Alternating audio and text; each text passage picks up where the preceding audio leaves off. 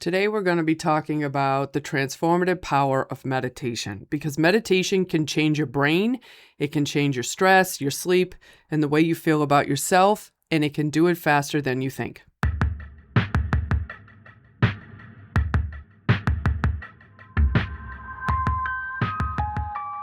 Welcome to the MediSoul podcast. Now, I'm your host, Holly Janes, and I'm the founder of MediSoul Wellness. This podcast is where we talk about spirituality, meditation, the paranormal, and everything in between. So wherever you are right now, just take a nice deep breath and get comfortable.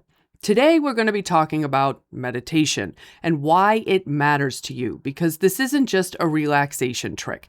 It can change the way your brain works, the way you handle stress, the way you sleep at night, and the way you feel about yourself underneath all of it. And it doesn't take years to get there. You don't need a special gift or a certain kind of personality to make this work for you. You don't have to be the calm one, the patient one, or the person who already has their life completely together.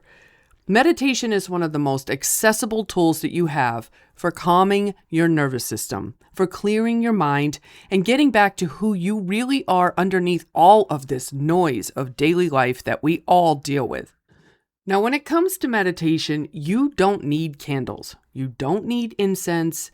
You don't need to be sitting on top of a mountain somewhere in complete silence. What you do need is a few minutes a day and a willingness to sit long enough to notice what's going on inside you and with this meditation. That's it. That's all that it takes to start. So let's start with where this whole thing came from, because meditation is not some wellness trend that showed up on social media just a few years ago. People have been meditating for thousands of years, and it shows up across nearly every major spiritual tradition on the earth. Hindu traditions in India developed some of the earliest documented meditation practices, and it was going back thousands of years as a way to quiet the mind and connect with the divine. Buddhist traditions grew out of that same region and built entire systems around mindfulness, breath awareness, and compassion. Taoist practices in China developed their own techniques centered on breathing and the flow of energy through the body.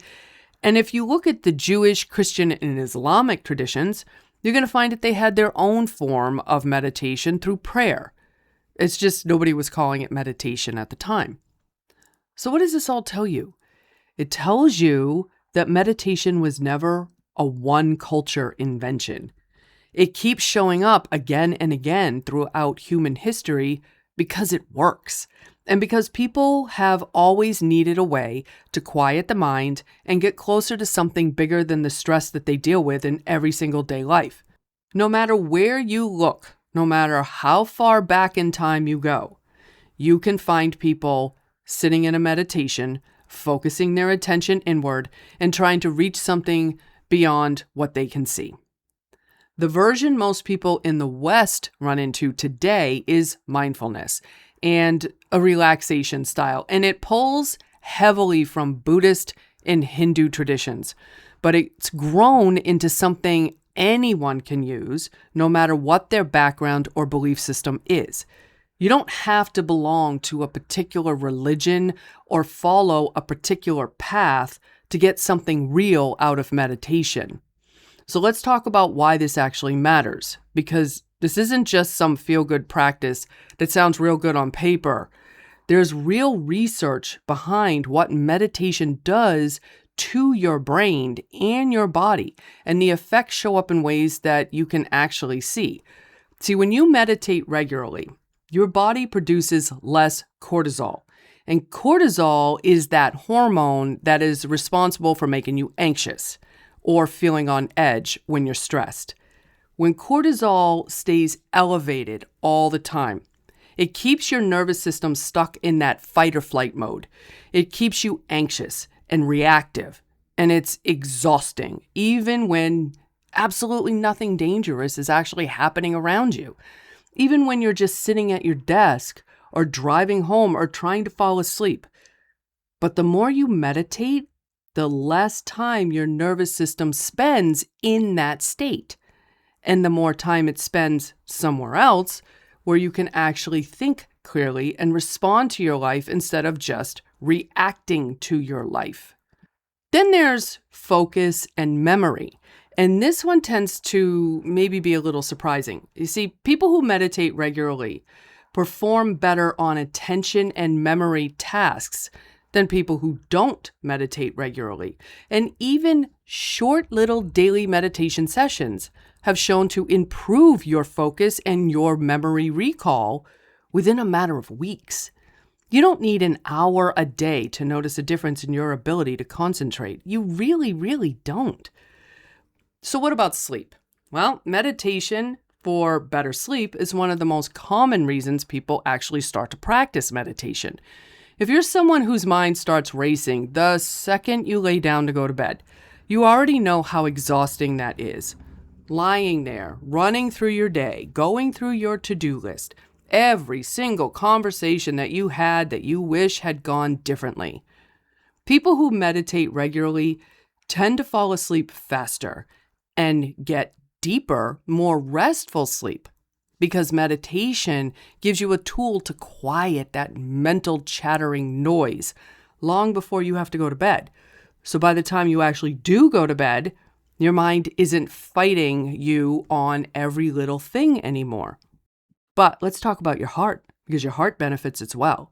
Meditation calms your nervous system, and that reduces that physical strain that stress puts onto your cardiovascular system over time. Meditating consistently has been linked to lower resting blood pressure and a reduced risk of stress-related heart conditions. And that is not something small. That in itself is a valuable thing that you should consider if you have these issues. Now, it also reduces anxiety and it supports a more stable mood. And meditation for stress and anxiety is one of the biggest reasons that most people start meditating in the first place. Because I want to be kind of clear about what this means.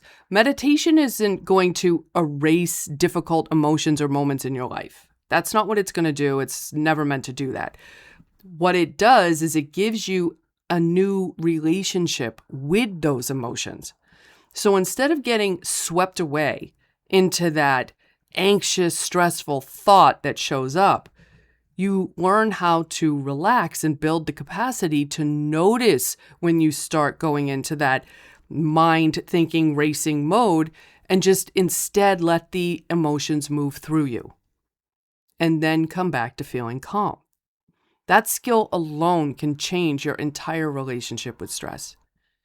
Then there's self-awareness, which I think might be the biggest one. The more time you spend sitting quietly with your mind, the more familiar you get with your own patterns, your triggers, the thoughts that you keep having, those repeated negative thoughts you have over and over that honestly you don't even notice are happening, those beliefs about yourself that you never actually stopped to question. Things like, you're not good enough, or that you always have to be the one that fixes everything. Whatever it is, but you start to notice those stories that you are telling yourself without even realizing you're telling yourself those things. This kind of self-awareness is the foundation of every kind of personal growth out there because you can't change what you aren't aware of. Meditation is what helps you start to see that. Now, before you ever sit down to meditate, I need to tell you something because it's the single biggest reason that people give up meditating before they even begin. Meditation does not mean stopping all of your thoughts. Now, I want to say this again because this matters. So many people think when you sit down to meditate that you need to just blank your mind of all thought. Meditation does not mean stopping your thoughts. You see, your brain is going to think. That's what it does. That's its job. And it's not going to stop thinking just because you closed your eyes and sat down to meditate. So if you sit down expecting total silence in your head, you're setting yourself up for disappointment, and that's not fair for you.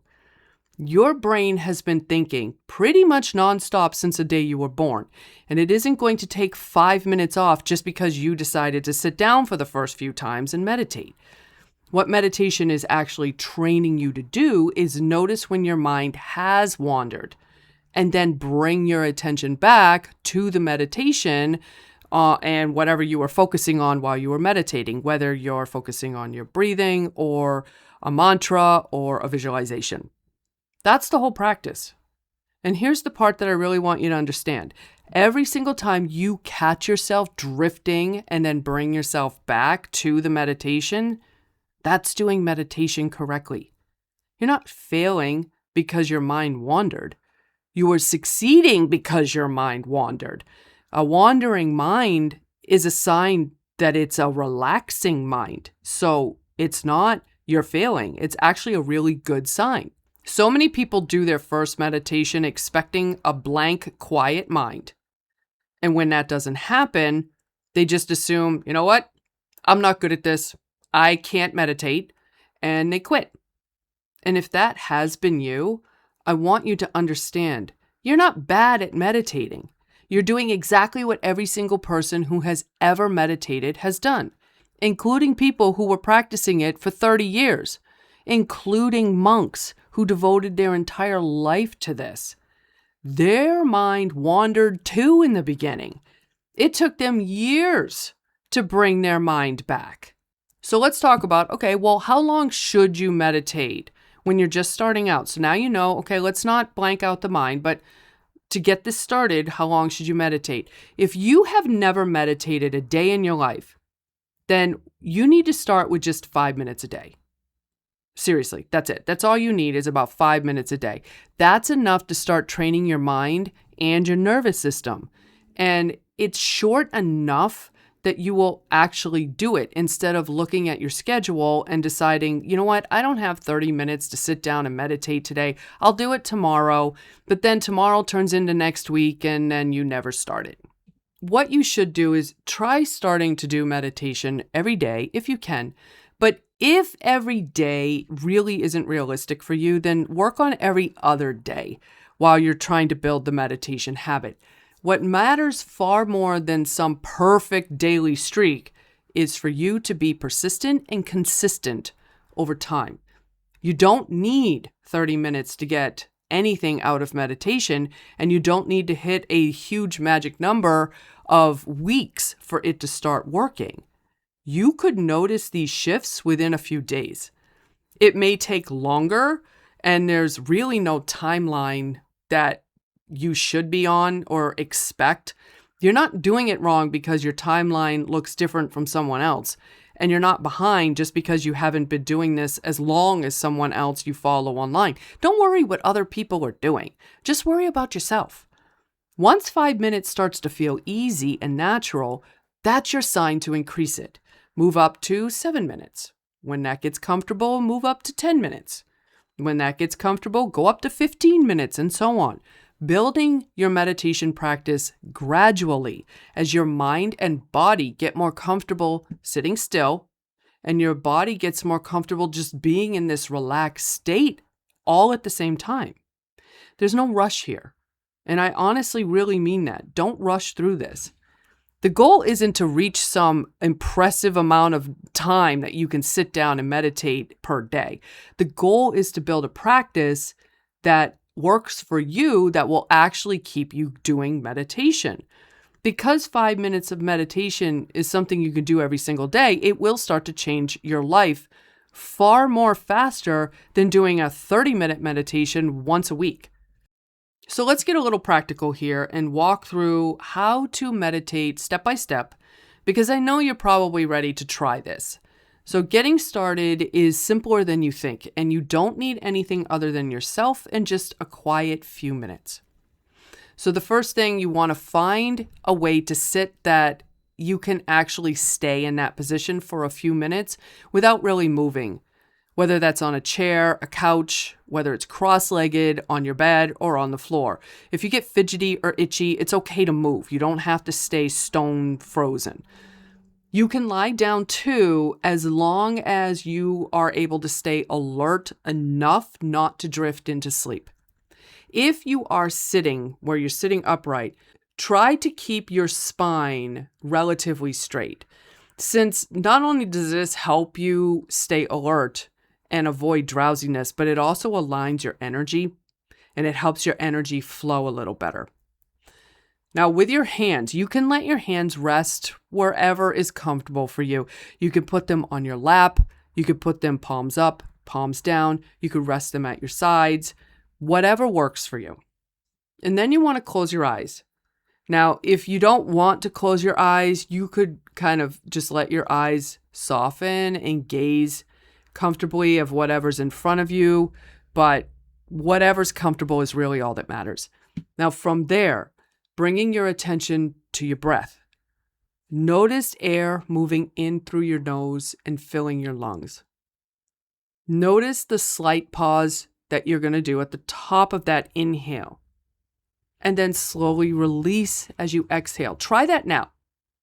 Just breathe in, hold it for a second, and just breathe out naturally.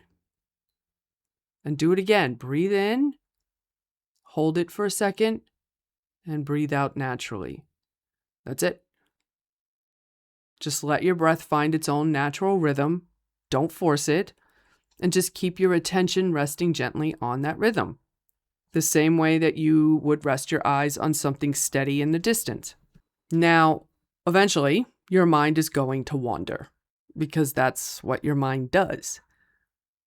And you're going to get lost in it. You're going to go down that path wherever it's going. But the moment you notice that your attention has drifted off into some thought or some memory or a plan, whatever it is, don't worry about it. Don't judge yourself. Don't get frustrated. It's not going to help you anyway. Just be aware that your mind has drifted. And it's going to happen probably multiple times throughout the meditation. Just bring your attention back to your breathing. Just the second you realize, oh, wait, I'm supposed to be meditating, go back in and breathe in again, hold the breath and breathe out. And that's it. And you'll just repeat this as many times as you need to for the rest of the meditation. And that return, that over and over where you drift away and you come back, that is the actual practice. It's not a sign that you're doing it wrong. It really is the entire point of the meditation and what you're doing. Over time, your mind's going to drift away less and less and less. So I want to walk you through some different types of meditation that you can try, because you might be thinking that this only looks like one way of meditating, where you sit cross-legged, your eyes are kind of closed or kind of not, and you're focusing on your breath. But honestly, there's a lot of different techniques of meditation out there. And the one that clicks for you might not be the one that clicks for someone else.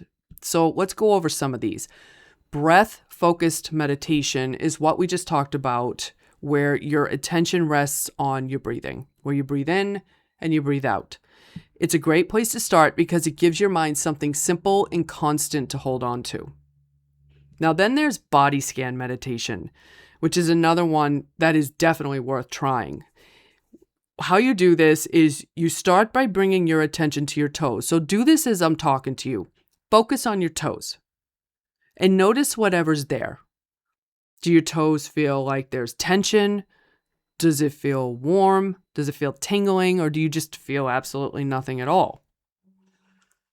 And then you're going to slowly bring your attention to your feet. And you're going to do the same thing. You're going to look at your feet and you're going to feel, what do your feet feel like? Do they feel heavy? Do they feel tired? Do they feel sore? Do they feel relaxed? Or do you feel nothing? Then you move up to your ankles and you do the same thing and go up to your calves and then your knees and your thighs and hips all the way up to your head. And you stop at each spot, you pause for a few moments, you notice how it feels, and then you move on to the next one. You're not changing anything, you're not fixing anything, you're just noticing.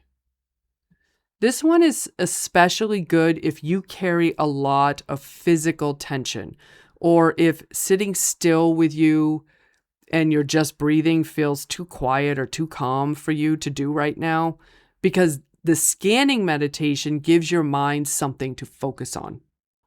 Then there's guided visualization meditation, which is exactly what it sounds like. It's when someone, whether that's a teacher or a recording or an app that you're listening to, they walk you through a scene and you follow it in your mind, like reading a book.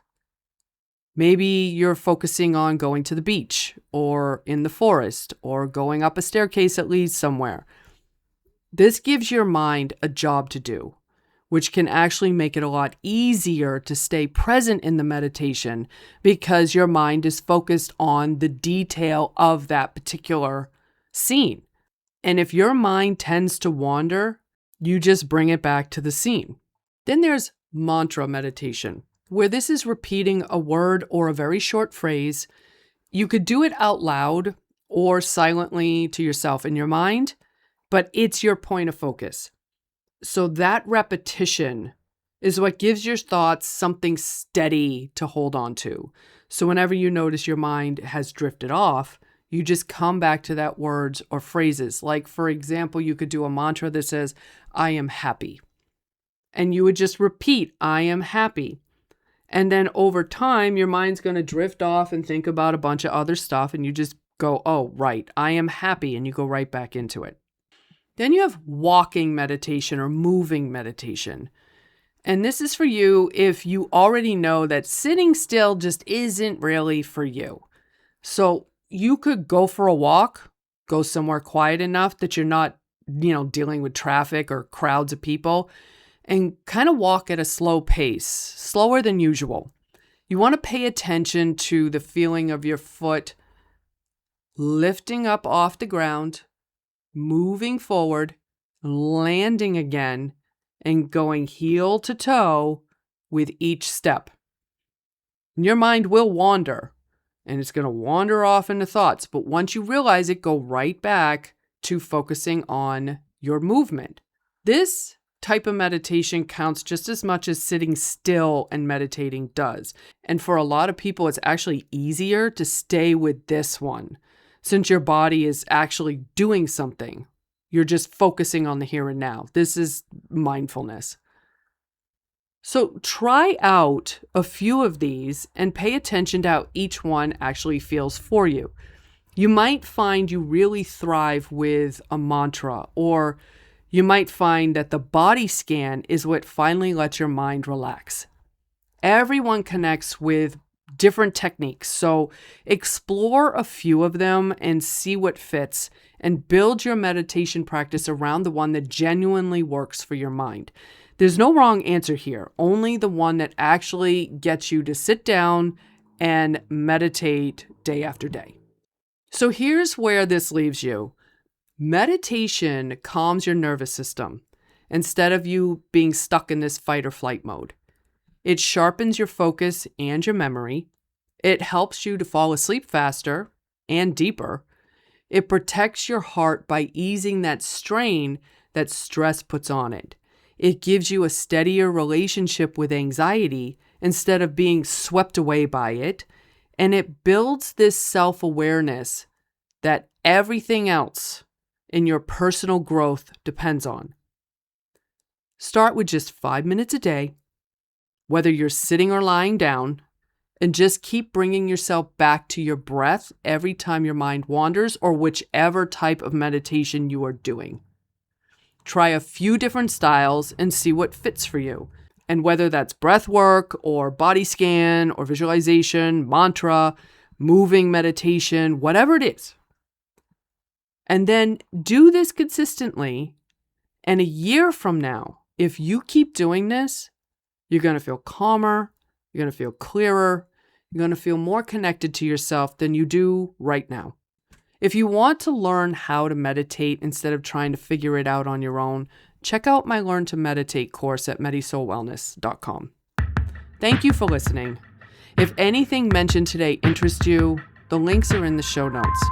I'm Holly Janes, And this is the MediSoul podcast, and I'll talk to you next time.